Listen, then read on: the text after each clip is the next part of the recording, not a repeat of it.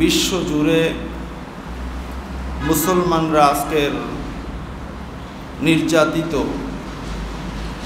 এই নির্যাতনের শেষ কোথায়? আমরা যতদিন পিছনে অতিবাহিত করছি, সামনে যতটা অগ্রসর হচ্ছি, মনে হয় যেন পিছনের দিনটাই আমাদের ভালো ছিল। সামনের যে দিনগুলো আসতেছে, এই দিনগুলো মনে হয় খুবই হতাশাজনক।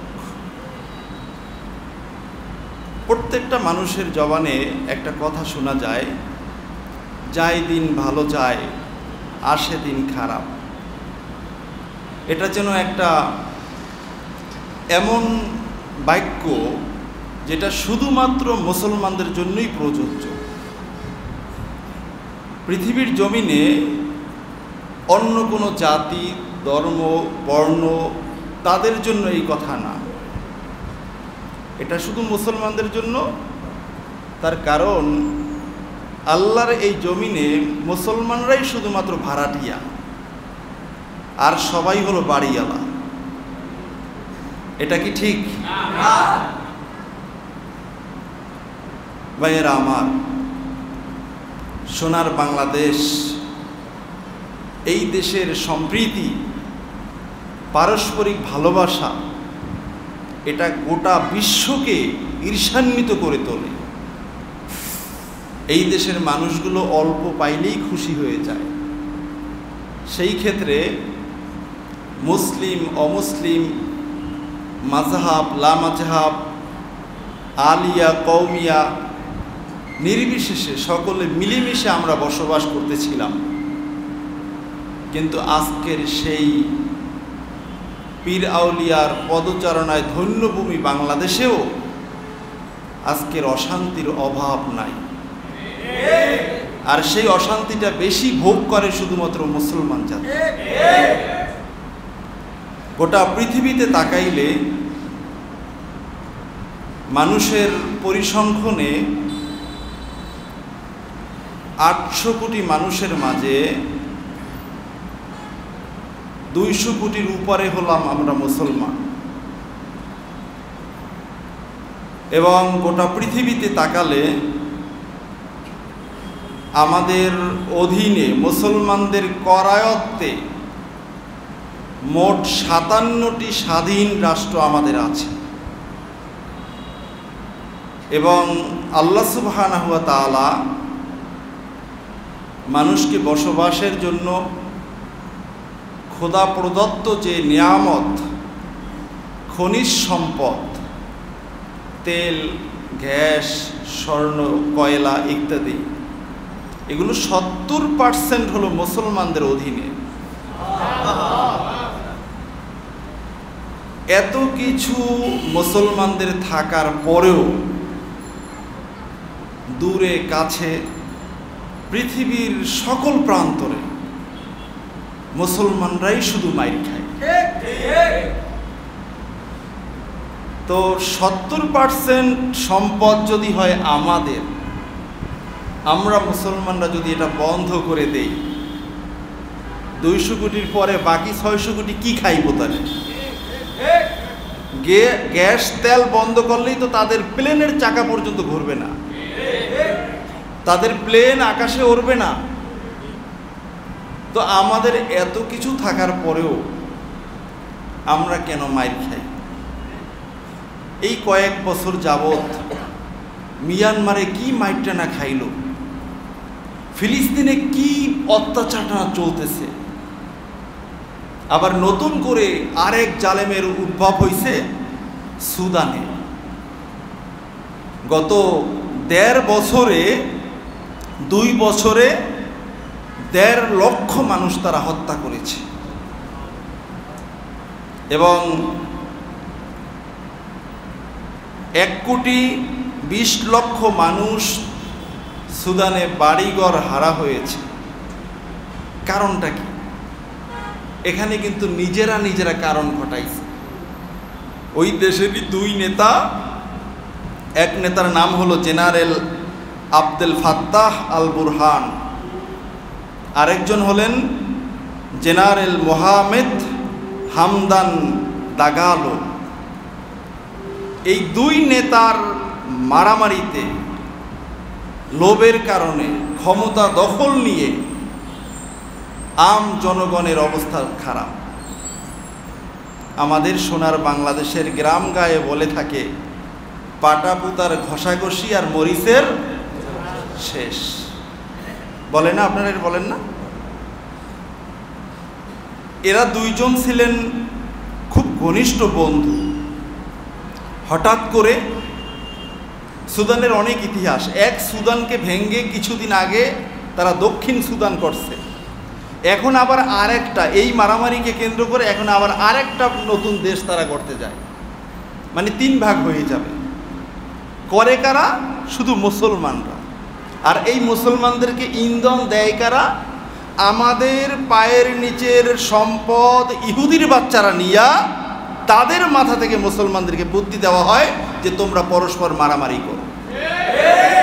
এবং সেই পরামর্শ, সেই বুদ্ধি আমরা মুসলমানরা অকপটে গলদকরণ করি, হজম করি, এবং যখন ওই পাশ্চাত্য ইহুদিদের, খ্রিস্টানদের, অমুসলিমদের থিওরিকে গ্রহণ করতে পারি, বাস্তবায়ন করতে পারি রাষ্ট্রের মাঝে, মুসলমান হয়ে আমি গর্ববোধ করি। কি আজব, কি আজব মুসলমান! এই সুদানে এই দুইজনের মাঝে দুইজনেই তাদের ক্ষমতা, তাদের সম্পদ, তাদের প্রভাব প্রতিপত্তি ধরে রাখতে চায়। এ কারণে এই দুই গ্রুপের মাঝে লাগছে। এই general Abdel Fattah al Burhan, সে হলো ওই দেশের সেনাবাহিনীর প্রধান, আর জেনারেল মোহাম্মদ হামদান দাগালো সে হলো RSF এর প্রধান, আরেকটা বাহিনী। এই RSF সুদানে বর্তমান কসাইয়ের ভূমিকা পালন করে।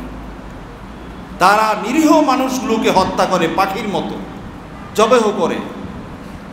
কালকের দেখলাম একটা 10-12 বছরের এক ছেলেকে গুলি তাক করছে।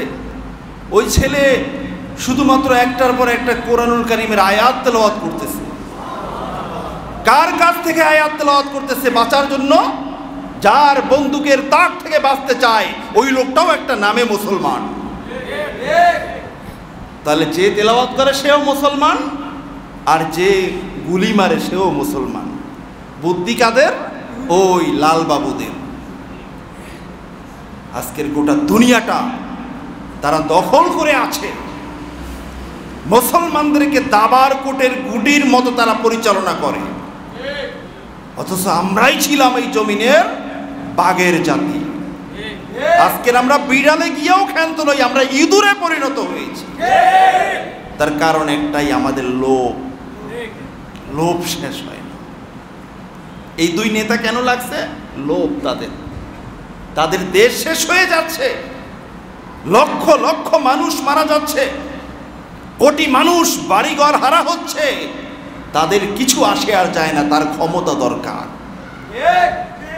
আল্লাহ বলছেন হাত্তা জুরতুমুল মাকাবির।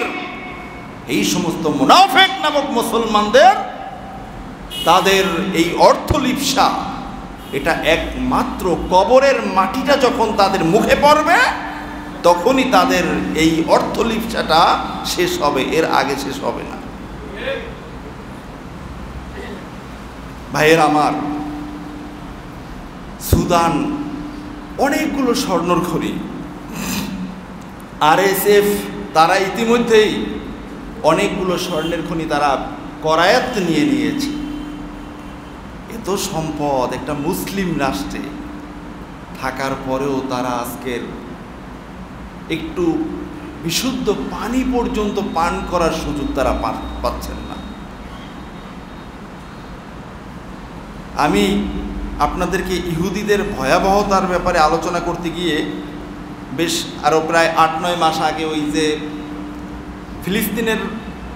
ফিলিস্তিনকে কেন্দ্র করে ইহুদিদের কার্যক্রম আলোচনা করতেছিলাম, তখন আমি আপনাদেরকে বলছিলাম যে একজন মনীষী বলেছেন গোটা পৃথিবীতে আজকের যে অশান্তির আগুন দাউ ধাউ করে চলছে, এর পিছনে একমাত্র দায়ী হলো ইহুদিরা।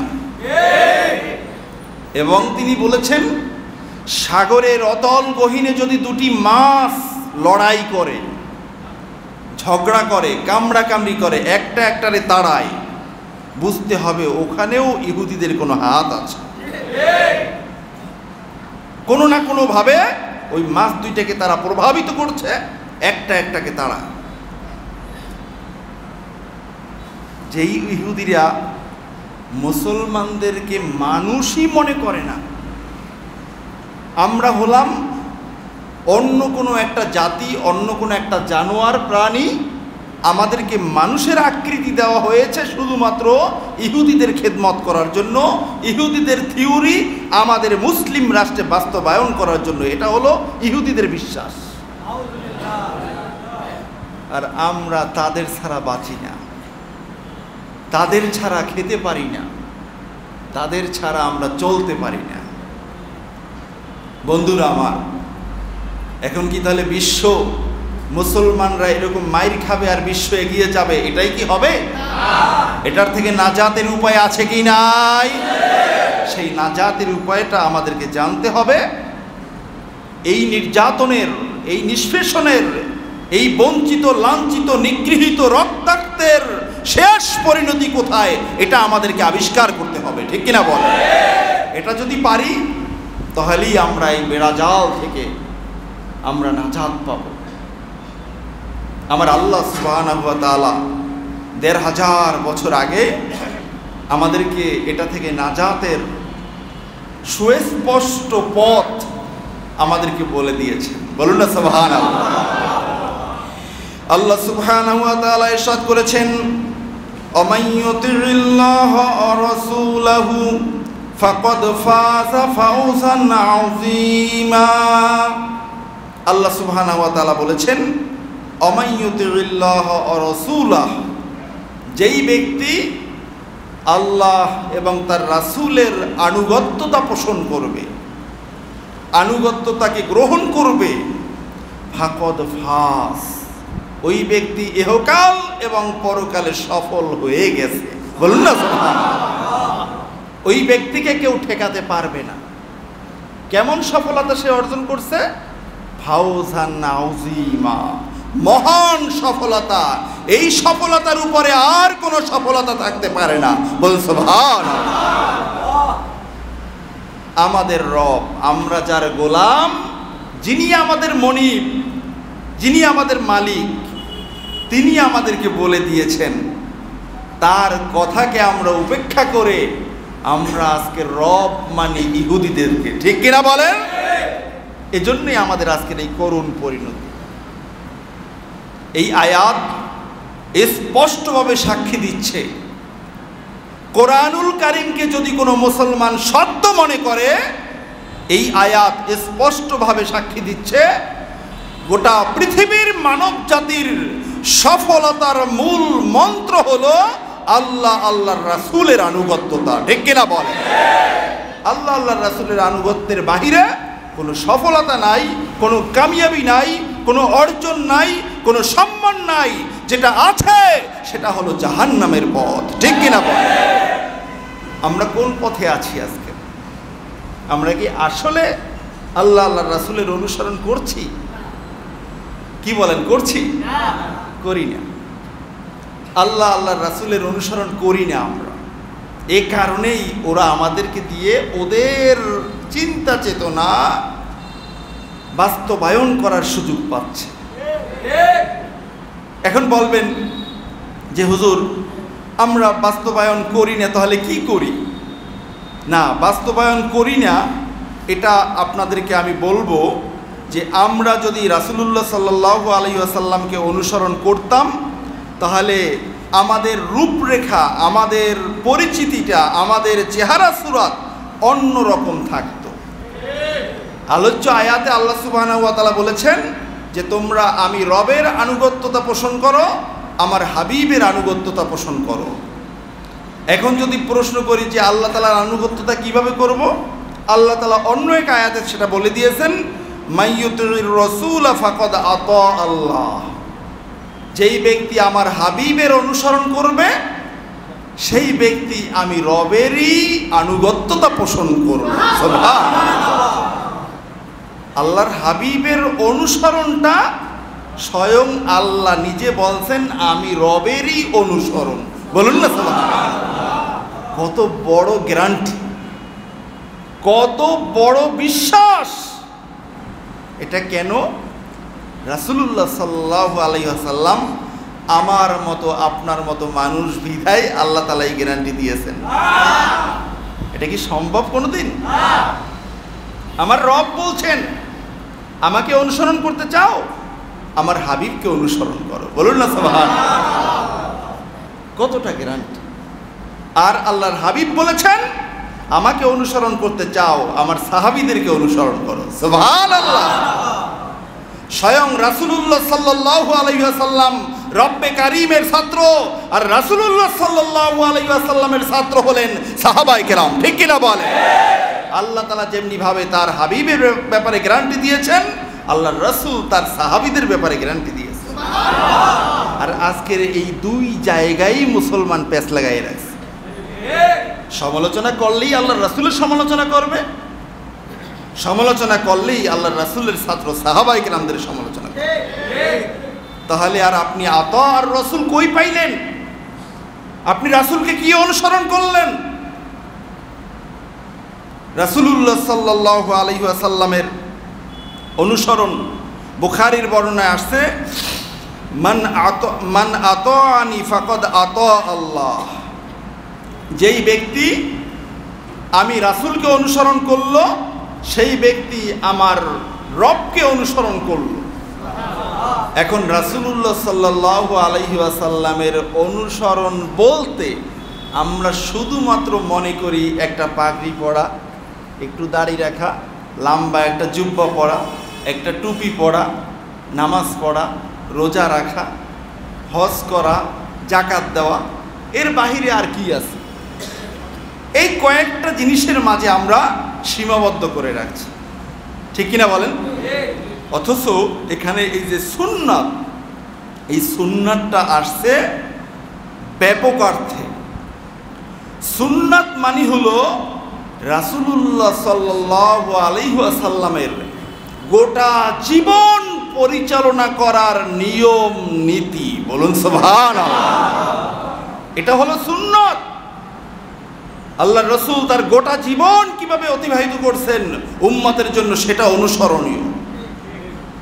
শুধুমাত্র নামাজ, রোজা, হজ, যাকাতের মাঝে নয়, শুধুমাত্র দাড়ি টুপি জুব্বার মাঝে নয়। ইসলাম অনেক ব্যাপক জিনিস।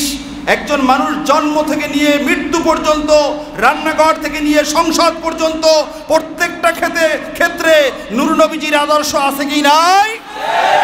এটা যতদিন মানতে পারবো না ততদিন আমরা আল্লাহর রাসূলের সুন্নাত তরিকা অনুসরণ করতে পারি না।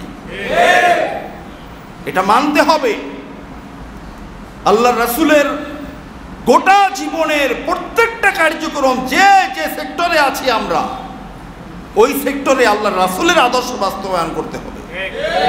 যদি আল্লাহর রাসূলের আদর্শ বাস্তবায়ন করা যায়, একটা দেশে সব মানুষগুলো যে যে চেয়ারে বসা আছে, ওই চেয়ারে আল্লাহর রাসূলের আদর্শ কি যদি সেটা বাস্তবায়ন করতে পারে, ওই ভূখণ্ডের মানুষগুলো হবে সত্যিকার অর্থে মুসলমান। ঠিক কিনা বলে? আর এই মুসলমানকেই ইহুদিরা ভয় পাবে। এই মুসলমানদেরকে ইহুদিরা ভয় পাবে। মুসলমানদের ভয়ে কিসরা, কায়সার, রোম, পারস্য থর থর করে কাঁপতো, কিন্তু আজকের আমাদেরকে দেখলে সব অমুসলিমরা হাসে। ঠিক কিনা বলে? তার কারণ আমাদের সাথে আল্লাহর রাসূলের সম্পর্ক নাই। আল্লাহর রাসূলকে তো আমার মতো মনে করি, আল্লাহর রাসূলকে অনুসরণ কি এর করব? আমি তার চেয়ে বেশি জানি। আরো জোরে বলেন নাউযুবিল্লাহ। এই আকীদা আছে না মুসলমানের? আল্লাহর রাসূল এলেম শিখছেন আমাদের কাছে আইসা, অথচ আমি তাফসীরের ভিতর পড়েছি সাইয়্যিদেনা আদম আলাইহিস সালাতু ওয়াস সালামকে আল্লাহ সুবহানাহু ওয়া তাআলা 7 লক্ষ ভাষা শিক্ষা দিয়েছেন। জোরে চিৎকার মেরে বলুন সুবহানাল্লাহ। কয় লক্ষ ভাষা? আফদালুহা আল লুগা আল আরাবিয়্যা। 7 লক্ষ ভাষার মাঝে সর্বশ্রেষ্ঠ ভাষা হলো আরবি ভাষা। এই আরবি ভাষাটা যখন পৃথিবীতে আসছেন, এই আরবি ভাষাটা নিয়ে আসছেন। জান্নাতের মাঝে 7 লক্ষ ভাষার অধিকারী ছিলেন বাবা আদম আলাইহিস সালাম। আর জান্নাতি পোশাক, জান্নাত থেকে যখন পৃথিবীতে আসছেন, জান্নাতি পোশাকও আল্লাহ তাআলা আসমানে জান্নাতে রেখে দিয়েছেন, আর ভাষাগুলোও জান্নাতে রেখে দিয়েছেন। শুধুমাত্র কেবলমাত্র আরবি ভাষাটা নিয়ে জমিনে আল্লাহ তাআলা আদম আলাইহিস সালামকে প্রেরণ করছেন। বলুন সুবহান। তাহলে বাবা আদম যার ওসিলায় নবী, ওই নবী পৃথিবীতে এসেই বললেন, ইন্নী বুইস্তু মুআল্লিমান, আমি তোমাদের জন্য, গোটা পৃথিবীর মানব মণ্ডলীর জন্য শিক্ষক হিসেবে প্রেরিত হয়েছি। হাদিসে এসেছে, অনেক বর্ণনা এসেছে, অনেক সিরাতের কিতাবে এসেছে। হাদিস খানা সব নবীকে আল্লাহ তাআলা যেই জ্ঞান দিয়েছেন, যেই বীরত্ব দিয়েছেন, তার চেয়েও বেশি বীরত্ব এবং জ্ঞান দিয়েছেন আমার নবীকে। বলুন সুবহানাল্লাহ। তাহলে আমার নবীর এই সমস্ত জ্ঞান ছিল না? নবী রাসূলরা কখনো অযথা কথা বলেন না, উম্মতের জন্য যেটা প্রয়োজন সেটাই বলছেন। আর বাকি যেটা বলেন নাই, এখন তুমি বলবা সেটা জানেন না, এটা তো হতে পারে না। কত মানুষ, একজন বক্তাকে দাওয়াত দেওয়া হয় গোটা পৃথিবীব্যাপী, মনে করেন আজকের পৃথিবীতে সবাই চেনে আব্দুর রহমান আল সুদাইসকে, 2 হেরেমের সভাপতি, মক্কা মুকাররমা মদিনা মুনাওয়ারা 2 হেরেমের তিনি সভাপতি। ওনাকে দাওয়াত দেওয়া হলো, উনি 1 ঘন্টা নয় 3 ঘন্টা আলোচনা করলেন। আপনি বেটা চায়ের দোকানদার, শুটকির ব্যাপারে, আপনি গিয়ে বললেন হুজুর 3 ঘন্টা আলোচনা করলেন, এই কথাটা তো বললেন না। তার মানে আপনি শুটকির ব্যাপারী হইয়া আপনি প্রমাণ করলেন আব্দুর রহমান সুদাইসির চেয়ে আপনি শুটকি বেচতে পারেন, আপনি জ্ঞানী বেশি ইসলামের ব্যাপারে। 3 ঘন্টায় সব বলতে হবে? সাহাবায়ে কেরাম বলেছেন, রাসূলুল্লাহ সাল্লাল্লাহু আলাইহি ওয়াসাল্লাম মিম্বারে আরোহণ করেছেন, আল্লাহ রসুল বলেছেন, তোমরা কে কি জিজ্ঞাসা করবা আমার কাছ থেকে জেনে নাও। বলুন না সুবহানাল্লাহ। পৃথিবীর শুরু থেকে শেষ পর্যন্ত যা কিছু হবে, জহুর পর্যন্ত বর্ণনা করছেন, জহুরের পরে আবার মেম্বারে বসছেন, আসর পর্যন্ত বর্ণনা করছেন, আসরের পরে মেম্বারে বসছেন, মাগরিব পর্যন্ত বর্ণনা করছেন। সাহাবায়ে কেরাম রাদিয়াল্লাহু তাআলা আনহুম আজমাইন বলতেছেন যে আমরা যে যা পারছি গ্রহণ করছি, বেশিরভাগই আমাদের ব্রেন থেকে সাকেত হয়ে গেছে, ওগুলো আমরা ধরে রাখতে পারি নাই। তাহলে যা বলছেন তাই তো ধরে রাখতে পারে নাই। আমরা হাদিস মানি, হাদিস মানি, হাদিস মানি, হাদিস ছাড়া কিচ্ছু বুঝি না। হাদিস মানতে মানতে একদল আহলে হাদিস, আবার আরেকদল আহলুল কোরআন। যারা আহলে হাদিস, যারা কোরআন মানে না, যারা আবার হাদিস মানে, এদের মাঝে যারা হাদিস মানে বুখারী আর মুসলিম ছাড়া কিচ্ছু মানে না, অথচ বুখারীর নামটাই হলো আল মুখতাসার, সংক্ষিপ্ত। তাহলে বুখারীর বাহিরে আরো হাদিস আছে না? মুসলিমের বাহিরে হাদিস আছে না? লক্ষ লক্ষ হাদিস। আলিয়া মাদ্রাসায় 10ম শ্রেণীতে পড়ানো হয়, উসুলুস শাসি, ওখানে এসছে হাদিসের সংখ্যা কত। আল্লামা নিজামউদ্দিন শাসি রাহিমাহুল্লাহ তাআলা লিখেছেন, পৃথিবীতে যত বালুকণা রয়েছে, বালুকণার সংখ্যা বরাবর হলো হাদিসের সংখ্যা। আল্লাহু আকবার। তুমি বেটা কয়টা হাদিস জানো? তার মানে হলো অসংখ্য অসংখ্য হাদিস। হযরত ইয়াহইয়া ইবনে মুঈন রাহিমাহুল্লাহ তাআলা, ওনার কাছে হাদিস বললে উনি বুঝতে পারতেন যে এটা হাদিস অথবা এটা হাদিস না।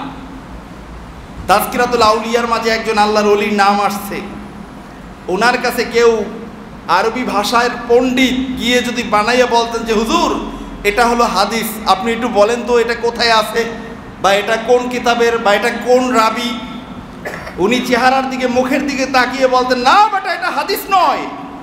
আবার কেউ কেউ এসে বলতেন হ্যাঁ এটা হাদিস।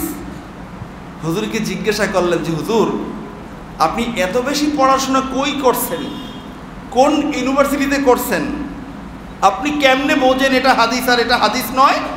তখন বলেন যে দেখো, আল্লাহ রাব্বুল আলামিন আমাকে যে ইলমে লাদুনি দিয়েছেন, আমাকে যে ফেরাসত দিয়েছেন, আমি যখন ব্যক্তির মুখের দিকে তাকিয়ে থাকি, যদি হাদিস হয় আমি দেখি ওই ব্যক্তি হাদিস উচ্চারণ করার সাথে সাথে নূর বিচ্ছুরিত হতে থাকে।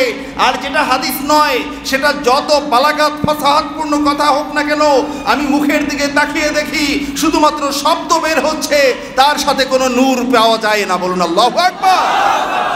তাহলে হাদিসের সাথে কোরআনের সাথে নূর আছে কি নাই? যে যত বেশি তেলাওয়াত করবে ইখলাসের সাথে, তার সিনায় তত বেশি নূর জমা হতে থাকে। হাদিস আর কোরআনের নূর। ভাইয়েরা আমার, রাসূলুল্লাহ সাল্লাল্লাহু আলাইহি ওয়াসাল্লামের গোটা জীবন জিন্দেগি আমাদেরকে অনুসরণ করতে হবে প্রত্যেকটা ক্ষেত্রে। যে যে সেক্টরে আছেন, আল্লাহ রসুলের আদর্শ এখানে কি সেটাকে অনুসরণ করতে হবে।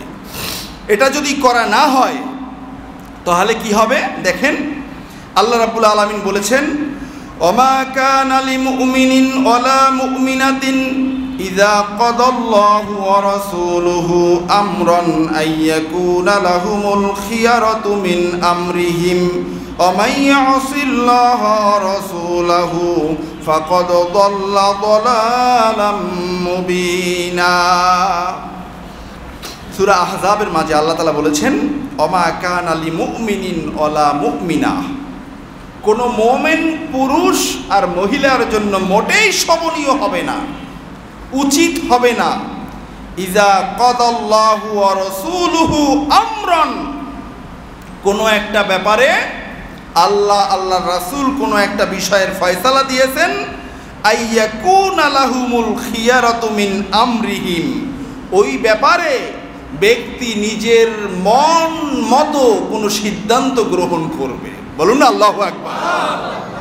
আল্লাহর রাসূল সাল্লাল্লাহু আলাইহি ওয়াসাল্লাম কোনো সিদ্ধান্ত দিয়েছেন, কোনো উম্মতের জন্য উচিত হবে না ওই জায়গায় আল্লাহর রাসূলের সিদ্ধান্তকে অ্যাবাউট করে, উপেক্ষা করে নিজের সিদ্ধান্তকে বাস্তবায়ন করা। আমাইয়াসিল্লাহ ওয়া রাসূলা ফাকাদ দাল্লা দালালাম মুবিনা। পৃথিবীতে যে যত বড় পদের হোক না কেন, কোনো মুসলমান যখন আল্লাহর রাসূলের এই সুন্নাত তরিকা, আল্লাহর রাসূলের মীমাংসা করা বিষয়টাকে উপেক্ষা করে নিজের বিষয়টাকে বাস্তবায়ন করতে যাবে, তখন তারা স্পষ্ট গোমরাহির মাঝে পতিত হবে। বলুন নাউযুবিল্লাহ। স্পষ্ট গোমরাহি। আর যখন বান্দা গোমরাহি মাঝে পতিত হবে, তখন তো বান্দা আল্লাহর রহমত পাবে নাকি? রহমত পাবে না, রহমত থেকে দূরে যাবে। এখন তাহলে আমরা যে যে পদে আছি, আমার পদ, আমি খতিব, এই খতিবের পদ, এই খতিবের এই মেম্বার আল্লাহর রসুলের থিওরি অনুযায়ী চালাতে হবে। সভাপতি আর সেক্রেটারির দিকে তাকিয়ে কোন কথা বলা যাবে, কোন কথা বলা যাবে না, রাষ্ট্রের দিকে তাকিয়ে কোন কথা বলা যাবে, কোন কথা বলা যাবে না, কোরআনের হাদিসের এমন কোন কথা ছেড়ে দেওয়া কোন খতিবের জন্য জায়েজ হবে না। কোন খতিব যদি সেটা ছেড়ে দেয়, দল্লা দলালাম মুবিনা, ওই খতিব খতিব নয়, ওটা হলো পথভ্রষ্ট মানুষ। আমি খতিবের থেকে বললাম, চেয়ারম্যান যিনি আছেন, মেম্বার যিনি আছেন, মন্ত্রী যিনি আছেন, প্রধানমন্ত্রী যিনি আছেন, রাষ্ট্রনায়ক যিনি আছেন, তার জন্য আমার রাসূলের আদর্শ আছে কি নাই? ওই আদর্শ যদি ওখানে বাস্তবায়ন না করেন, আপনি হজ করতে পারেন 41 বার, আপনি হজ করতে পারেন 41 বার, আপনি সারাদিন ঘোমটা দিয়ে থাকতে পারেন, রুমাল ব্যবহার করতে পারেন, নামাজের দাগ আপনার কপালে লাগতে পারে, আপনার ব্যাপারে রব্বে কারীম ঘোষণা দিয়েছেন ফাকাদ দাল্লা দালালাম মুবিনা, এই লোকটা স্পষ্ট গোমরাহির মাঝে রয়েছে। এ পর্যায়ে আপনি বিচার করেন, গোমরাহির মাঝে কি আমরা বেশি আছি না কম আছি? বেশি না কম? গোমরাহির মাঝে নাই এমন মানুষ খুঁজে পাওয়াটাই মুসিবত। কি বলেন? গোমরাহির মাঝে যদি নাই থাকে, ইহুদিরা মারে মুসলমান, মুসলমানে সেখানে আবার অস্ত্র দেয়। কেমনে দেয়? গোমরাহির মাঝে আছে দেখেই তো দেয়। অথচ আমার আল্লাহ রাব্বুল আলামিন বলেছেন রুহামাউ বাইনাহুম, তারা যদি মুসলমান হতো, বাংলাদেশের মুসলমানদের মাঝে সম্প্রীতি থাকবে, ভ্রাতৃত্ববোধ থাকবে। ফিলিস্তিনের একজন মুসলমানের সাথে বাংলাদেশের মুসলমানের সম্পর্ক থাকবে না এমন নয়, বরং আল্লাহর রাসূল ঘোষণা দিয়েছেন কারজুলিন ওয়াহিদ, গোটা পৃথিবীর মুসলমান হলো এক ব্যক্তির মতো। ঠিক কিনা বলে? তুমি মুসলিম রাষ্ট্রনায়ক হয়ে কিভাবে মুসলমানদেরকে মারতে অস্ত্র দাও? এটা কি আল্লাহর রাসূলের শিক্ষা? এটা কি আল্লাহর রাসূলের সুন্নাত তরিকা? আল্লাহর রাসূলের সুন্নাত তরিকা ছেড়ে দিয়েছে। আশিদ্দাউ আলাল কুফার, আল্লাহর ঘোষণা, মুসলমান যারা হবে কাফেরদের ব্যাপারে তারা হবে সীসা ডালা প্রাচীরের মতো। কাফেরদের কোনো কিচ্ছু তারা গ্রহণ করবে না। কিন্তু আমরা কি করি? মুসলমান মাইরা কাফেরেরটা গ্রহণ করি। আমি রাষ্ট্রনায়ক, আমি ইমাম, আমি খতিব। তাহলে এই মুসলমান যদি এরকম মাইর খায়, লাঞ্ছিত অপমানিত হয়, আল্লাহর কিচ্ছু আসে আর যায়? মুসলমান কয়জন আছে? আদমশুমারির মুসলমান আমরা। আল্লাহর রাসূলের সুন্নাত তরিকা বললেই শুধুমাত্র বলবে দাড়ি, টুপি, জুব্বা, নামাজ, রোজা, হজ, যাকাত ইত্যাদি, এই কয়েকটা মাত্র। কদু মধু এইগুলো হলো সুন্নাত তরিকা। কিন্তু আল্লাহর রাসূলের আদর্শ সকল ক্ষেত্রে আছে কি নাই? আল্লাহর রাসূলের জিহাদের নীতি, আল্লাহর রাসূলের সাথে অমুসলিমদের সাথে নীতি, আল্লাহর রাসূলের সাথে অন্য রাষ্ট্রের সাথে নীতি আছে কি নাই? তা গোটা পৃথিবীতে আজকের আমরা 57টা স্বাধীন রাষ্ট্রের মালিক হয়ে এতগুলো রাষ্ট্রপ্রধান থাকতে পৃথিবীতে মুসলমান মার কেন খায়? আমরা জানতে চাই। তার মানে তোমরা দালালাম মুবিনা রব্বে কারীম বলেছেন। এই মুসলমান দিয়ে সমাজে পৃথিবীতে দিন কায়েম হবে না, কারণ তারা দিনের 12.5টা দিনের কোরবানি তারা নিজেরাই করছে। ভাইয়েরা আমার, রাসূলুল্লাহ সাল্লাল্লাহু আলাইহি ওয়াসাল্লামের আদর্শ, একজন মুমিনের ব্যাপারে আল্লাহর রাসূল বলেছেন যে আল মুমিনু কাকিতাআতিজ যাহাব। আমি আপনাদেরকে এই হাদিস পিছনেও শুনিয়েছি। আল মুমিনু কাকিতাআতিজ যাহাব, একজন মুমিন হলো একটা স্বর্ণের টুকরার মতো। একই মুমিন বান্দা এক সময় মসজিদে আসবে, আরেক সময় মন্দিরে যাবে। একই মুমিন বান্দা মসজিদের সভাপতি হবে, মাহফিলের সভাপতি হবে, আবার গানের সভাপতি হবে। এটা হতে পারে না। কিন্তু আছে কি নাই আমাদের সমাজে? তুমি কাকে খুশি করতে যাও? কারে খুশি করতে যাও? আল্লাহর রাসূলের নীতি অনুযায়ী যদি আমার জীবনকে পরিচালনা করতে পারি, একজন মুসলমান কখনো পারে না হিন্দুদের পূজায় গিয়ে সহযোগিতা করতে। তাদেরকে আমরা ক্ষতি করব না, কিন্তু সহযোগিতা করা যাবে না। আমাদের এই সম্প্রীতির বাংলাদেশ, এই দেশে কখনো কোনো মানুষ অমুসলিমদের ক্ষতি কেউ কখনো করে নাই। এই দেশে সংখ্যাগরিষ্ঠ হলো কি বলা হয়, অল্প সংখ্যক হলো অমুসলিমরা, এদেশে বেশিরভাগ হলো মুসলিমরা। কিন্তু অল্প সংখ্যক তারা হলেও তাদের উপরে কেউ আক্রমণ কখনো করে নাই। কিন্তু আপনি ভারতের দিকে তাকান, ভারতে অল্প সংখ্যক হলো মুসলমানরা, তাদের উপরে অত্যাচার চালায়, তাদেরকে দিনে দুপুরে জবেহ করা হয়। জবেহ করে মারলেও তো হলো, তাদেরকে গায়ে কেরোসিন দিয়ে জ্যান্ত মানুষকে আগুন দিয়ে জ্বালানো হয়। রাস্তাঘাটে বাসের মাঝে মুসলিম মা বোনদেরকে ধর্ষণ করা হয়। তোমরা আবার মানবতার বলি দাও। আজকের বাংলাদেশ, সোনার বাংলাদেশ, এই দেশে ঝগড়া নাই, কিচ্ছু নাই। এই দেশে মানবাধিকার কমিশন অফিস আনছে। তোমাদের এই মানবাধিকার অফিস সেই সুদানে যায় না কেন? সেই ফিলিস্তিনে যায় না কেন? ইরানে যায় নাই কেন? সেই মিয়ানমারে যায় নাই কেন? ভারতে যায় না কেন? জবাব চাই। তার মানে তোমরা মানবাধিকার নয়, এই সমাজের সভ্য মানুষ, যারা সত্যিকার মানুষ, যাদের জন্য আল্লাহ জমিন বানিয়েছেন, তাদেরকে ধ্বংস করা তোমাদের একমাত্র লক্ষ্য আর উদ্দেশ্য। সময় নাই। বন্ধুরা আমার, আমরা মুসলমান, মুসলমানি পিছনে ফেলে আমার চেয়ার লাগবে, আমার ক্ষমতা লাগবে, আমার ফেলাকলা গাড়ি লাগবে। একজন মুসলমান যদি হতো আর যদি বলা হতো তুমি একবার এই অমুসলিমদের এই কাজটা করবে, তোমাকে মন্ত্রী বানিয়ে দেওয়া হবে, তাহলে ওই মুসলমান কখনো বলতো না মন্ত্রী হব কিন্তু আমি ইসলামের বিরুদ্ধে এই কাজটা করবে, এটা কখনো রাজি হতো না। যেমনি হুযায়ফাতুল ইয়ামান রাদিয়াল্লাহু তাআলা আনহু একটা লোকমা পড়ে গেছে রোম সম্রাটের সামনে, সেটা তুলে ধুয়ে খাইছেন। তৎকালীন রোম সম্রাট গোটা বিশ্ব কাঁপানো মোড়ল, তার দরবারে বসে একটা লোকমা, পড়ে যাওয়া লোকমা ধুয়ে খাইছেন। অন্যান্য মানুষেরা বলে আইসা হুজুর আপনি এটা ধুয়ে না খাইলে কি হইতো, রাজ দরবারে আসছেন, আপনি বিশ্ব মোড়ল দরবারে আসছেন, এখানে কি খাবার কম আছে নাকি? হুযায়ফা রাদিয়াল্লাহু তাআলা আনহু সিংহের মতো গর্জন দিয়ে বললেন, আমি মুসলমান, আমার প্রত্যেকটা পরতে পরতে আমার নূর নবীজির সুন্নতে তৈয়বা থাকবে। আল্লাহর রাসূলের সুন্নাত হলো পড়ে যাওয়া লোকমা উঠিয়ে ধুয়ে খাওয়া।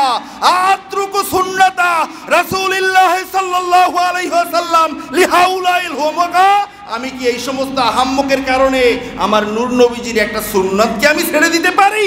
আল্লাহু আকবার। কার দরবারে বসে কাকে আহাম্মক বলছে? তারা ছিলেন মুসলমান। তিনি মসজিদে নববীর দস্তরখানেও যেমন, রোম সম্রাটের দস্তরখানে একই রকম, সব জায়গায় একই রঙের রং, কখনো মন্দিরে কখনো মসজিদে নয়, কখনো গানে আর কখনো মাহফিলে নয়। এরা মুসলমান নাই, মুনাফিক। বন্ধুরা আমার, এজন্য আমাদের মায়ের সামনে আরো আছে, মায়ের সামনে আরো আছে। তার কারণ আমরা স্বর্ণের টুকরা হতে পারি নাই। ভাইয়েরা আমার, দেখেন মুসলমান কয়টা রাষ্ট্রের মালিক আমরা? 57টা। 57 জন রাষ্ট্রপ্রধান আছে, 57 জন রাষ্ট্রপ্রধান আছে, আর 70% সম্পদ আমাদের পায়ের নিচে। আমাদেরকে বলে বাবা একটু পা সরাও, আমরা একটু নেই, পা সরাই এরপরে নেই, ঠিক কিনা বলেন? পা না সরাইলে নিতে পারে না। কিন্তু বারবার বারবার আমাদের ঈমান, আমাদের জীবন, আমাদের প্রাণ, আমাদের হৃদয়ের স্পন্দন নূর নবীজিকে বারবার গালি দেয়, বারবার কাটুনাকে, এরপরও তাদের সাথে আমরা সম্পর্ক রাখি। একবারও কোনো মুসলিম রাষ্ট্র একটা হুঙ্কার দেয় না। দেয় না কেন? ওনরা যদি মনে কষ্ট পায় আমার চেয়ারটা সরে যেতে পারে। ওনাদের মনে কষ্ট দেওয়া যাবে না, কারণ ওনরা আমাদের দাদা, দাদাও না, ওনরা আমাদের আরবাব, আমাদের মনিব, আমাদের মালিক। এটা হলো মুসলমান রাষ্ট্রের রাষ্ট্রপ্রধানের থিওরি। কে বলবে তারা মুসলমান? আশ্চর্য বিষয়, ইতিহাস সাক্ষী দেয় 1895 সালে ফ্রান্সে একবার একটা ড্রামা, একটা নাটকের আয়োজন করা হয়েছিল। 1895 সালে ফ্রান্সে একটা নাটকের আয়োজন করা হয়েছিল, যেই নাটকের মূল প্রতিপাদ্য বিষয় ছিল নূর নবীজি সাল্লাল্লাহু আলাইহি ওয়াসাল্লামকে কটাক্ষ করা। তৎকালীন তুরস্কের খলিফা আব্দুল হামিদ সানি রহমাহুল্লাহ তাআলা, যিনি দুইও হেরেমের সাথে সম্পৃক্ত ছিলেন, দুইও হেরেমের খাদেম ছিলেন এবং উসমানীয় সাম্রাজ্যের খলিফা ছিলেন, মুসলিম জাহানের সর্বশেষ খলিফা ছিলেন। তিনি তখন ফ্রান্স সরকারকে বললেন, আমরা জানতে পেরেছি তোমাদের রাষ্ট্রের মাঝে আমাদের জীবন, আমাদের প্রাণ, আমাদের ঈমান নূর নবীজিকে নিয়ে কটাক্ষ করে নাটকের আয়োজন করা হচ্ছে। আমি তুরস্ক থেকে আব্দুল হামিদ সানি ঘোষণা দিলাম, যদি এই নাটক বন্ধ করা না হয় আমরা তুরস্ক থেকে সেনাবাহিনী পাঠিয়ে সশস্ত্র হামলা করে তোমাদের ফ্রান্সকে মাটির সাথে মিলিয়ে দিব। এই ঘোষণা যখন হলো, ফ্রান্স সরকার বাধ্য হয়েছে সেই নাটক বন্ধ করতে। তার কারণ উনি মুসলিম জাহানের একজন খলিফা, উনি এই হুঙ্কার দিয়েছেন। মুসলমানদের হুঙ্কারে শুধুমাত্র ইহুদিদের কলিজা কাঁপে নয়, গোটা পৃথিবী থরথর করে কাঁপে। এটার প্রমাণ বাবা শাহজালাল রাহিমাহুল্লাহ তাআলা আল্লাহু আকবারের ধ্বনিতে গৌর গোবিন্দের সিংহাসন মাটির সাথে মিশে গেছে।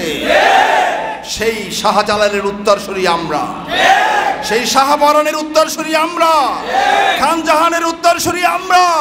কিন্তু আমাদেরকে দেখলে কেউ ভয় পায় না, বরং তাদের খাদেম মনে করে। কারণটা কোথায়? আমাদের কাছে ইসলাম নাই, আমাদের কাছে আমার নবীর সুন্নাত নাই। সুন্নাত কয়েকটা বিষয়ের ভিতরে সীমাবদ্ধ করেছি। আর আমি যেই পদে রয়েছি, আমি যেই চেয়ারে রয়েছি, আমি যেই ক্ষমতার মাঝে রয়েছি, ওই ক্ষমতা আল্লাহর রাসূলের সুন্নাত তরিকা অ্যাপ্লাই কিভাবে করতে হয় সেটা আমরা জানি না। এ কারণেই আমাদেরকে তারা তাদের খাদেম মনে করে। বন্ধুরা আমার, দেখেন 1895 সালের এই হুঙ্কারের পরে ওই সময়েও আরো অনেকবার এই একই ফ্রান্স থেকে আল্লাহর রাসূলকে কটাক্ষ করা হয়েছে। কিন্তু আব্দুল হামিদ সানি রাহিমাহুল্লাহ তাআলার মতো হুঙ্কার কেউ দিতে পারে নাই। এই সাম্প্রতিককালে আমার এখানে বেশ কয়েকটা পরিসংখ্যান আছে। 2006 সালে নূর নবীজিকে নিয়ে তারা কার্টুন তৈরি করেছে। 2011 সালে আমার নূর নবীজিকে নিয়ে তারা ব্যঙ্গ করেছে। 2012 সালে নূর নবীজিকে নিয়ে তারা আবারও কার্টুন তৈরি করেছিল। 2015 সালে তারা নবীজিকে নিয়ে ব্যঙ্গচিত্র প্রকাশ করেছে। 2020 সালে ফ্রান্সের রাষ্ট্রপতি ম্যাক্রো জাহান্নামের কিট ঘোষণা করেছিল, আমরা তোমাদের মোহাম্মদকে নিয়ে কার্টুন প্রকাশ বন্ধ করব না। এই কথা বলার পরেও 57টা মুসলিম রাষ্ট্রের প্রধানরা মুখে কুলুক দিয়ে বসেছিল, কেউ একটা হুঙ্কার মারে নাই। কিসের ইমানদার, কিসের মুসলমান? এত ঘন ঘন এত কাছাকাছি সালে আল্লাহর রাসূলকে নিয়ে বারবার কটাক্ষ করা হয়, কিন্তু কেউ একটা হুঙ্কার মারে না। কারণ আমার পেট তো ভরাই আছে, আমার চেয়ার তো আছেই। মুসলমানি আর কে নেয়? কারণ ছোটকালে তো মুসলমানি করানো হয়েছেই, নেবে কেমনে? এটা কি আর জোড়া লাগানো যাইব? জোড়া লাগাই আবার অমুসলিম বানাই দেবে, এটা কি সম্ভব? মুসলমান তো হয়ে গেছে, বাবা মুসলমান, দাদা মুসলমান, সবাই মুসলমান। ভাইয়েরা আমার, এখন এই ফ্রান্স তাদের কেমন দৌরত্বটা 2020-এ তারা বলল, তাদের দেশের রাষ্ট্রপতি বলছে যে আমরা তোদের মোহাম্মদকে নিয়ে কার্টুন তৈরি করেছি, আরো করব, বন্ধ করব না। এরপরেও মুসলিম রাষ্ট্রগুলো চুপ, কেউ কোনো কথা বলে নাই। অথচ মুসলমানদের থিওরি ছিল এই কথা বলার পরে শরীরের রক্তের মাঝে আগুন লেগে যাওয়া। তার কারণ এর পরবর্তীতে ফ্রান্সের রাষ্ট্রদূত বন্ধ করা, ফ্রান্সের সকল ধরনের পণ্যকে বর্জন করা, ফ্রান্সের বিরুদ্ধে আন্দোলন চালিয়ে যাওয়া, এটাই ছিল মুসলমানদের কাজ। কিন্তু তা নয়, বাজারে গেলে ফ্রান্সের সেন্ট, এটা না হলে ঘেরান কম। দেখবেন অনেক জিনিস, এই যে স্প্রে, বেশিরভাগই ভালো স্প্রেগুলো সব ফ্রান্সের, সেন্টগুলো অনেক ফ্রান্সের, প্রসাধনীগুলো ফ্রান্সের। এগুলো দেখে দেখে এরপরও কিনি আমরা। আর এগুলোর লভ্যাংশ দিয়ে তারা বিশাল নাট্য মঞ্চ সাজায়, যেখানে বসে আপনার আমার প্রাণ ঈমান নূর নবীজিকে নিয়ে তারা ব্যঙ্গ করে। এটা কি কোনো মুসলমান কখনো মেনে নিতে পারে? ভাইয়েরা আমার, এই কারণে রাসূলুল্লাহ সাল্লাল্লাহু আলাইহি ওয়াসাল্লামের ব্যাপারে কখনো যদি কেউ ব্যঙ্গ করে, খারাপ কথা বলে, ফ্রান্স তো বহু দূরের কথা, আমাদের দেশেও তো এক এক সময় এক এক জায়গায় এক একটা মানুষ আল্লাহ রাসূলকে নিয়ে কথা বলে। আমরা তো পারি নাই তাদের মুখ বন্ধ করতে, আমরা তো পারি নাই তাদেরকে একটা ফাঁসির কাস্টে ঝুলাতে। আমরা পারছি যাদের ক্ষমতা নাই, যাদেরকে কেউ চেনে না, তাদেরকে ধরে নিয়ে ফাঁসি দিতে। অথচ চার মাযহাবের বিল ইত্তেফাক ফতোয়া, قد اتفق العلماء أن شاتم الرسول يكفر ويقتل مرتدا। যদি কোনো একজন মানুষ আল্লাহর রাসূলকে গালি দেয়, আল্লাহর রাসূলকে নিয়ে সমালোচনা করে, আল্লাহর রাসূলকে নিয়ে ব্যঙ্গ করে, আল্লাহর রাসূলকে নিয়ে কটূক্তি করে, ওই লোকটা কাফের হয়ে যাবে এবং মুরতাদ হিসাবে তাকে হত্যা করতে হবে। ওয়ালা তুকবালু তাওবাতুহু, তার তওবা আল্লাহ তাআলার কাছে কবুল হবে না, যদিও সে তওবা করুক না কেন। আল্লাহর রাসূলের শান এত সুমহান, কিন্তু আমাদের দেশে কই? বাক স্বাধীনতার দোহাই দিয়া এক একজনে এক এক সময় ক্লাসে, রাস্তায়, নাটকে, লিখুনিতে আমার নূর নবীজিকে নিয়ে ব্যঙ্গ করে। কই একজনকেও তো কখনো ফাঁসির কাস্টে ঝুলানো হলো না। এজন্য আজকের আমাদের এই দেশের 16 কোটি মুসলমানদের দাবি হলো, সামনে নির্বাচন আসছে, যেই দল তাদের নির্বাচনী ইশতেহারে কাদিয়ানীদেরকে কাফের ঘোষণা করবে রাখবে, ইসকনদেরকে নিষিদ্ধ করবে রাখবে, নবীর সাতেমের ফাঁসির হুকুম রাখবে, তাদেরকেই মুসলমান ভোট দিবে।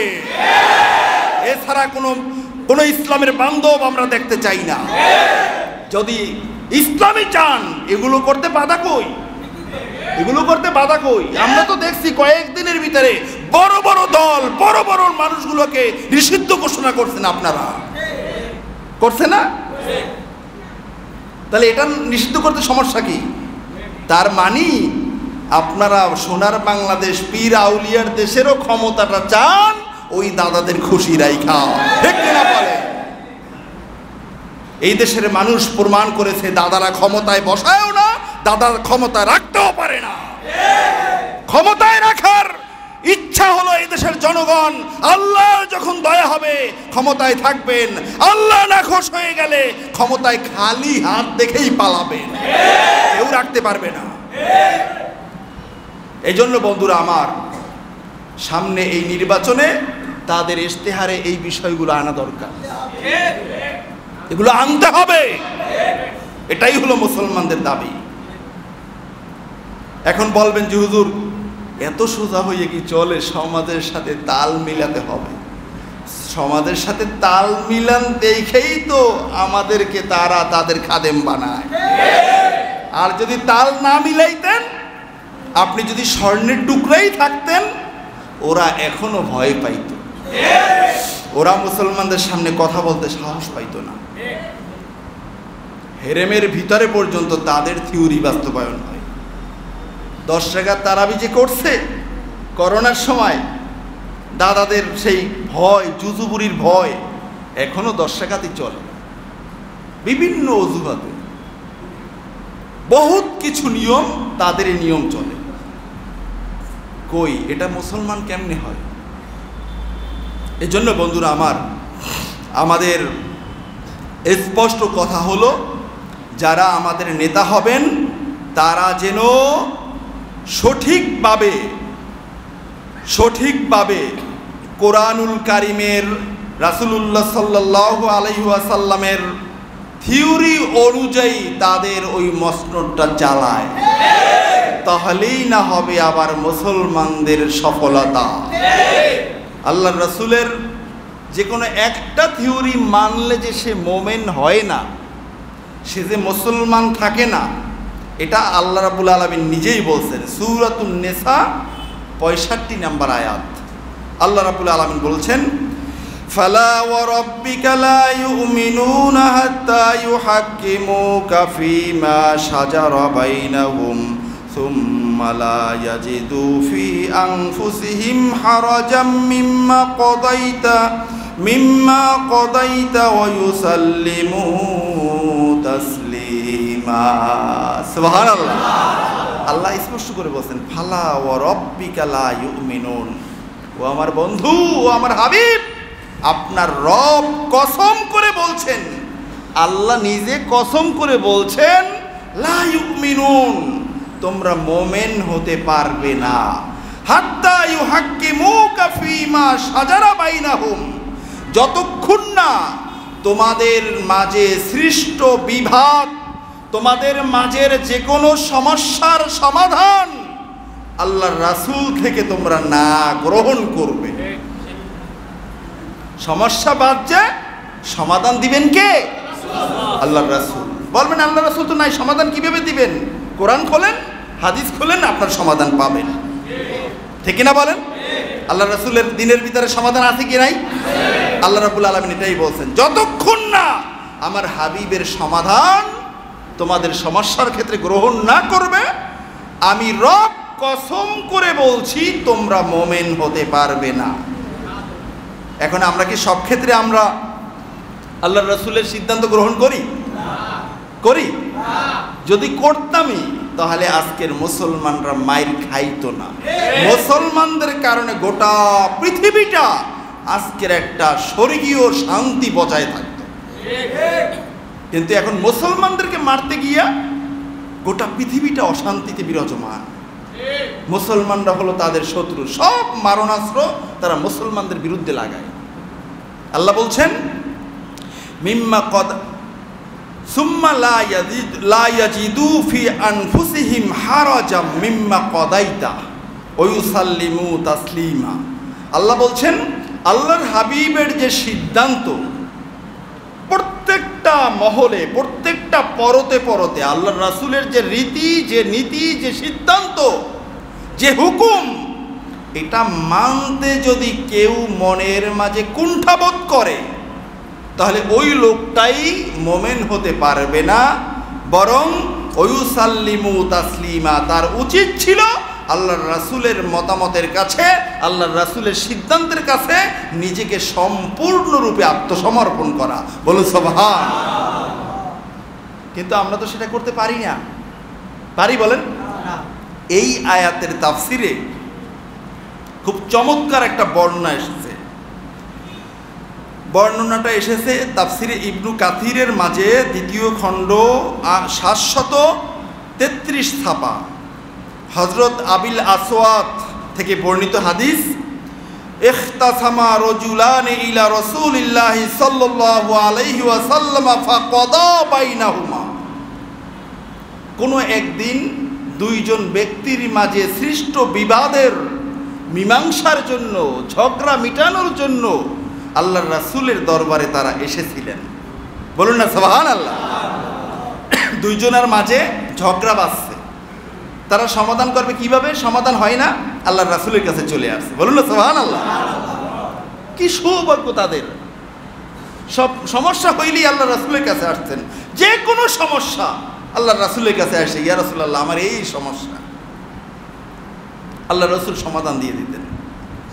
ঋণ হোক, রোগ হোক, অভাব হোক, নামাজে অলসতা হোক, বেশি ঘুম হোক, বেশি ক্ষুধা হোক, কোনো কিছু দেয়াল ছিল না, সীমাবদ্ধতা ছিল না। মানবতার যে সমস্যা, সব সমস্যার সমাধান রিসালাতের দরবারে তারা পাইতেন। সুবহানাল্লাহ। এখন রাসূলুল্লাহ সাল্লাল্লাহু আলাইহি ওয়াসাল্লামের কাছে দুইজনে আসছে, যে ইয়া রাসূলুল্লাহ আমাদের এই সমস্যা আপনি সমাধান করে দেন। ব্যাখ্যার মাঝে আসছে যে এই দুইজনের মাঝে একজন ছিল মুসলমান আর একটা ছিল অমুসলমান, ইহুদি। একজন ছিল কি? ইহুদি। এখন রাসূলুল্লাহ সাল্লাল্লাহু আলাইহি ওয়াসাল্লাম বিচার করে দিলেন যে হ্যাঁ, এই যে বিষয়টা, এটা তো ইহুদির পক্ষেই, তো তুমি এটা পাবে। এই কথা বলার পরে মুসলমান যিনি ছিলেন তিনি খুব মনে কষ্ট পাইছেন। তিনি বলছেন যে আমি তো মুসলমান, আমি তো আল্লাহ রাসূলের সাথে যুদ্ধ করি, আমি নামাজ পড়ি, তো এটা কেমন বিচার? আল্লাহ রাসূল তো এটা আমার পক্ষেই রায় দেওয়া উচিত ছিল। সুতরাং এই বিচারটা ওই মুসলমান ভালোভাবে নিতে পারে নাই। তখন ওই লোকটা বলতেছেন যে ইয়া রাসূলুল্লাহ, রুদ্দানা ইলা উমর ইবনুল খাত্তাব, আমাদেরকে আপনি অনুমতি দিন আমরা দুইজনে ওমর রাদিয়াল্লাহু তাআলা আনহুর কাছে যাই, গিয়ে এই বিচারটা আবার ওমরের মাধ্যমেও করাই। রাসূলুল্লাহ সাল্লাল্লাহু আলাইহি ওয়াসাল্লাম বললেন, ওমরের কাছে যাবা? যাও যাও যাও যাও, তার কাছে যাও, আমি বিচার করে দিলাম, মনোভূত হলো না, যাও ওমরের কাছে যাও। মুসলমান যে, সে মনে করছিল ওমর তো গরম মেজাজের অধিকারী, ওমর গরম মেজাজের অধিকারী, যখন দেখবে একটা ইহুদি আর একটা মুসলমান, ওমর মুসলমানের পক্ষেই রায় দিয়ে ফেলাইবে, ইহুদির পক্ষে রায় দিবে না। কিন্তু ইসলাম যে চলে নীতির উপরে, আল্লাহর রাসূলের একটা আদর্শ রয়েছে, এটা ওই মুসলমানদের মগজের ভিতরে ছিল না। ওমর রাদিয়াল্লাহু আনহুর কাছে গেলেন। ওমর রাদিয়াল্লাহু আনহুর কাছে যাওয়ার পরে ফাকাল আর-রাজুলু ইয়া ইবনুল খাত্তাব কদা লিয়া রাসূলুল্লাহ সাল্লাল্লাহু আলাইহি ওয়াসাল্লাম আলা হাযা। গিয়ে ইহুদির বাচ্চা ওমর রাদিয়াল্লাহু আনহুকে ডাক দিয়ে বলেন, হে খাত্তাবের ছেলে, আমরা এই বিচারটা করাইতে রাসূলুল্লাহ সাল্লাল্লাহু আলাইহি ওয়াসাল্লামের কাছে গেছিলাম, আল্লাহর রাসূল আমার পক্ষে রায় দিয়েছেন। বলুন না সুবহানাল্লাহ। ওমর রাদিয়াল্লাহু তাআলা আনহু এইটা শোনার পরে ফাকালা ওমর আকাদালিক, ওমর রাদিয়াল্লাহু তাআলা আনহু মুসলমানের দিকে তাকিয়ে জিজ্ঞেস করে, হে বেটা, উনি যা বলল এটা কি সঠিক? মুসলমান জবাব দিল অকপটে, নাম, হ্যাঁ এটা তো সঠিক, আল্লাহ রাসূল তার পক্ষে রায় দিয়েছেন, আমি মুসলমান, আমার পক্ষে রায়টা দিলেন না আল্লাহ রাসূল।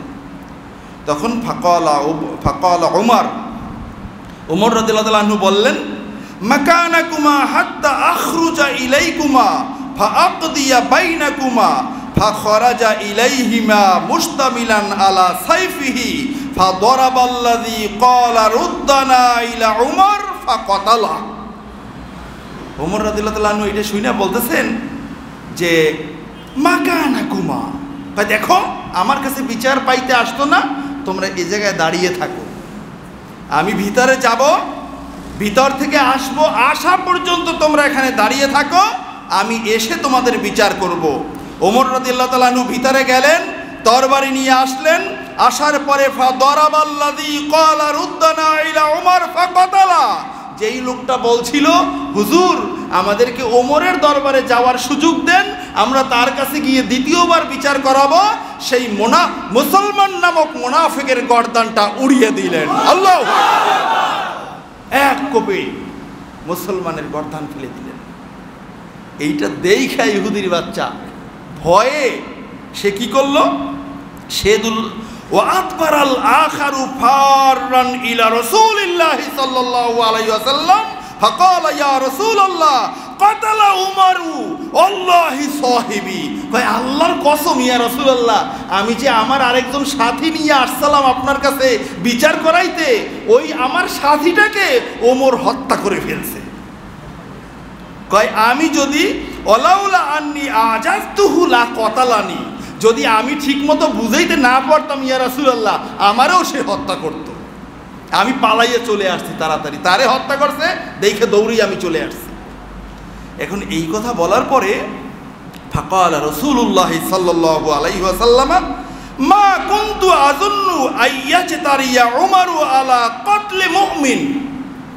রাসূলুল্লাহ সাল্লাল্লাহু আলাইহি ওয়াসাল্লাম বললেন, আমি এটা বিশ্বাসই করি না, আমি এটা ধারণাই করি না যে ওমর কোনো মুসলমানকে হত্যা করতে পারে, ওমর কোনো মুসলমানকে হত্যা করতে পারে। এই কথা বলার পরে ওই যে হত্যা করছে আরও মানুষেরা দেখছে, ওই লোকটাও দৌড়িয়ে আসতে আসতে বলছে কয়েকজনের কাছে যে এই আমার সাথে মুসলমান ছিল, ওমর তাই হত্যা করে ফেলছে। পুরা মদিনা শরীফে সয়লাভ হয়ে গেছে। জানো জানো ওমর তো খুব চেতা মানুষ, মুসলমান ধরে ধরে মারা শুরু করছে। সম্ভবত গত জুমাইতে বলছিলাম যে ওমর রাদিয়াল্লাহু তাআলা আনহুর মত মতো, সিদ্ধান্ত মতো, বিচার মতো, কথা মতো 22খানা আয়াতে কারিমা নাযিল হয়েছে। বলুন না সুবহানাল্লাহ। তার মাঝে এটা একখানা আয়াত, এই সূরা আর নেসার 65 নম্বর আয়াত নিয়ে জিবরাইল আমিন নাজিল হলেন। ফালা ওয়া রাব্বিকা লা ইউমিনুনা হাত্তা ইউহাক্কিমুকা ফীমা শাজারা বাইনাহুম। আল্লাহ রাব্বুল আলামিন নিজের কসম করে বলছেন, ও আমার হাবিব, আমি রব আমার কসম করে আপনাকে বলছি, যতক্ষণ না পর্যন্ত কোনো মুসলমান তাদের নিজেদের মাঝে সৃষ্ট বিবাদের সমাধানের জন্য আপনার কাছে আসবে না, এবং আপনি যেই বিচার করবেন, আপনি যেই মীমাংসা করবেন, সেই মীমাংসা যতদিন পর্যন্ত মেনে নিতে পারবে না, ততক্ষণ পর্যন্ত তারা মুমিন হতে পারবে না। আপনার বিচার না মানলে, আপনার তরিকা না মানলে, আপনার সিদ্ধান্ত না মানলে, আপনার রীতিনীতি না মানলে, আপনার সুন্নাত না মানলে তারা মুসলমান নয়। ঠিক কিনা বলে? এবারে দেখেন, একটা হুকুম মানে নাই, আল্লাহ তাআলা আয়াতে কারিমা নাজিল করছেন যে তারা লা ইউমিনুন, তারা মুখে বলে, তারা আসলে মুমিন নয়, তারা মুনাফিক। তাহলে আমরা যে যে চেয়ারে আছি, ওই চেয়ারের আল্লাহর রাসূলের আদর্শ কত কিছু আমরা জলাঞ্জলি দেই। ঠিক কিনা বলেন? তাহলে কি আমাদেরকে মুসলমান বলার ইসলামের মাঝে কোনো সংবিধানে কোনো সুযোগ আছে? তাহলে এই মুসলমানদের জন্য মাইর আসবে নাকি আসবে ভালো কিছু? মুসলমান এই থিওরি থেকে সরে আসতে না পারলে আল্লাহর রাসূলের সুন্নাত তরিকা, আল্লাহর রাসূলের রীতিনীতি, আল্লাহর রাসূলের জীবদ্দশার সিদ্ধান্ত যতদিন মুসলিম উম্মাহ গ্রহণ করতে পারবে না, ততদিন পর্যন্ত অমুসলিমদের গোলামি থাকবে, গোলামি থাকবে, গোলামি থাকবে। ঠিক কিনা বলে? এটা থেকে কেউ ফিরাতে পারবে না। এখন কি আমরা গোলাম হব নাকি আমরা মালিক হব? আমরা মালিক হতে চাই, কারণ এই জমিন আমাদের রব্বে কারীম আমাদের জন্য হাদিয়া দিয়েছেন। সুতরাং এই জমিনে খেলাফত প্রতিষ্ঠা করতে হলে, মাশরিক থেকে মাগরিব পর্যন্ত কালিমার পতাকা উড়াতে হলে আল্লাহর রাসূলের সুন্নাত তরিকার বিকল্প কোনো পথ নাই, নাই এবং নাই। ঠিক কিনা বলে? সুতরাং আমরা যে যে জায়গায় আছি, ওই জায়গায় আমার উপরে কি কি কর্তব্য আমরা শুনে শুনে বুঝে বুঝে আজ থেকে আমরা আমল করা শুরু করব। রাজি আছে কি নাই? আল্লাহ সুবহানাহু ওয়া তাআলা আমাদের সকলকে আল্লাহর রাসূলের আশিক হওয়ার তৌফিক দান করেন, বলেন আমিন।